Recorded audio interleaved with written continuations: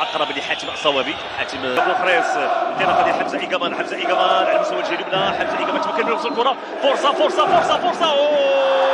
الحكم ماذا يقول الحكم؟ كان هناك اعتقد تدخل. تابعوا من جديد المحاوله واللي كاتب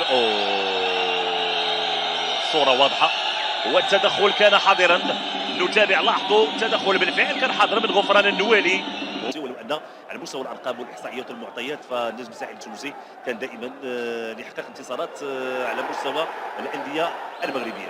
حمزه ايكامان كينتظر انطلاقه ديال احمد حمودان. فرصه حمودان، فرصه هدف خروج المحاوله. لاحظوا انطلاقه ديال احمد حمودان، الخروج ديال الحارس والاعتماد على المرتدات السريعه. انطلاقه ديال راقي عوالي، التدخل ديال مارون خطيره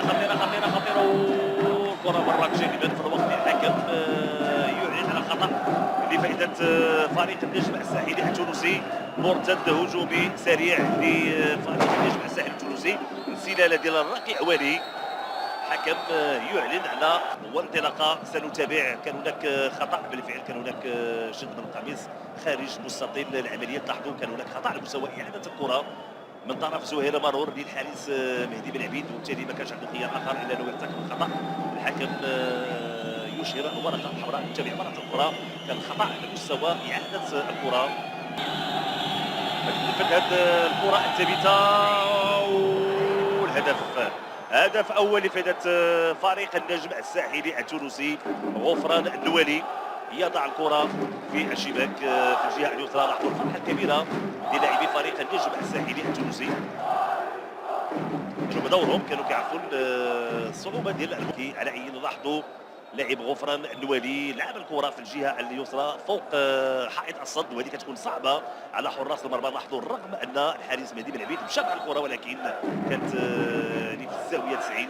يضع الكره طويله من حمزه جلاصي، البحث دائما على الراقي عوالي ولاعب المنتخب. كمان يسعد للتنفيذ. ايكامان كيسدد الكره ترتبط بالحائط. تعود مره اخرى من حمزه ايكامان لاحمد حمودان على مستوى الجهه اليمنى. هذه فرصه ديال الفريق الشمالي كترفعت الكره. كره ديال العربي الناجي، ترفع الكره داخل منطقه جدادي. فرصه وكان بامكان شي على مستوى الجهه اليسرى البحث عن العرضيه. ايمن هو بامكانه يلعب العرضيه، مشات الكره. فرصه البحث عن الراسيه، وصلت الكره لاحمد حمودان، امكانيه التسديد، رفعت الكره ولكن حاول انه تسد اللاعبين في هذه الكره ولكن كتمر جانبا. كانت محاوله الرجي. تابعوا من جديد ثقه الوقت لحاتم الصوابي والوصول للكره. بوخريس غيرفع الكره داخل منطقه جزاء، تدخل الحارس في الوقت اللي كان سقوط ديال حمزه ايكامان. حاتم الصوابي اللي يزيد يدير الادراك تمريره ممتازه. فرصه راسيه، تدخل الدفاع وابعاد الكره. نقول جاسر الخبيري هذه فرصه، امكانيه التسديد. فرصه لكن مره اليمنى راقي عوالي في الجهه اليمنى. هذه محاوله مرتده هجومي لفائده فريق النجم الساحلي التونسي. راقي عوالي دائما محتفظ بالكره، كيحاول انه يمرر داخل منطقه الجزاء. حط خطيره كان لازم انه الدفاع التونسي. انطلاقه ديال لاعب لؤي بن حسين، التمريره تدخل الكره كانت اقرب لحمزه جلاصي.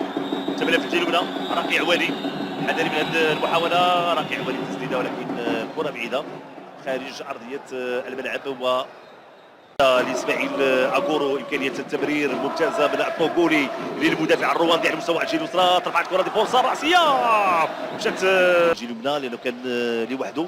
نتابعوا هذه المحاوله، هذه فرصه بواسطه اللاعب امين زحزوح. مراوغه اولى، ضربه جزاء، ضربه فريق الشباك. نتابعوا المحاوله. امين الزحزوح تقريبا كان هناك رجل، هناك عرقله اعتقد انه ضربه جزاء. زكريا الهبطي دائما محتفظ بالكره. زكريا الهبطي البحث عن تسديد، فرصه الكره في الوقت اللي تسديده زكريا الهبطي تمنيناها في الشباك، تمنيناها في المرمى، ولكن كانت محاوله تمرير من امين زحزوح داخل منطقه الجزاء. اصبح مرتد هجومي خطير لفائده فريق النجم الساحلي التونسي. لازم تكون تغطيه.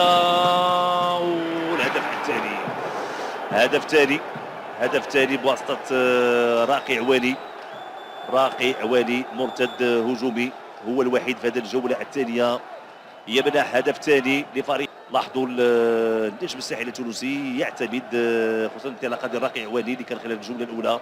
تابعوا ولو ان كان بامكان ايمانويل ايمانيشي ولا وصلوا يعني اللاعبين وصلوا لا طيب بوخريس ولا كان يعني لازم ان تكون هناك تغطيه خصوصا في الوقت اللي بغى يسدد على ان مرة أخرى كنتابعوا راقي عوادي ولاعب المنتخب التونسي لأقل من 20 سنة ديال المحترف أمين زحزوح. مراوغة أولى وثانية داخل منطقة الجزاء، تمريرة تدخل الحارسة والمساحات اللي كيحاولوا اللاعبين ديال فريق النجم الساحلي التونسي أنه يسطروها.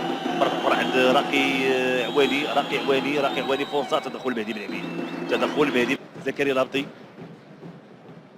وصلت الكرة لطيب بوخريس على مستوى الجهة اليمنى، البحث عن العرضية، رفعت الكرة داخل منطقة الجزاء. هذه فرصة ممتازة لو تسجل. تابعوا مرة أخرى هذه العرضية طيبة بوخريس. لاحظوا الطريقة باش سدد لاعب أمين زحزوح وتدخل الحارس علي أجمل. طريقة جميلة، طريقة فنية في الجهة اليسرى. أمين زحزوح كيمرر عند إيمانويل. هذه فرصة من فريق الجيش الملكي، فرصة داخل منطقة الجزاء ولكن انتظار صافرة الحكم البوروندي. لعبات الكرة هدف جميل لأمين الزحزوح في مرمى الحارس علي جمل. انتظرنا هذا الهدف، تمنينا انه يكون هدف مبكر، تمنينا انه يكون في بدايه. اللهم شاء فعل.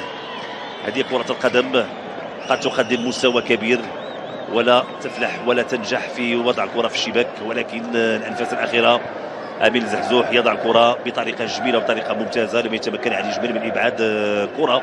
اذا جوج الاهداف مقابل هدف واحد.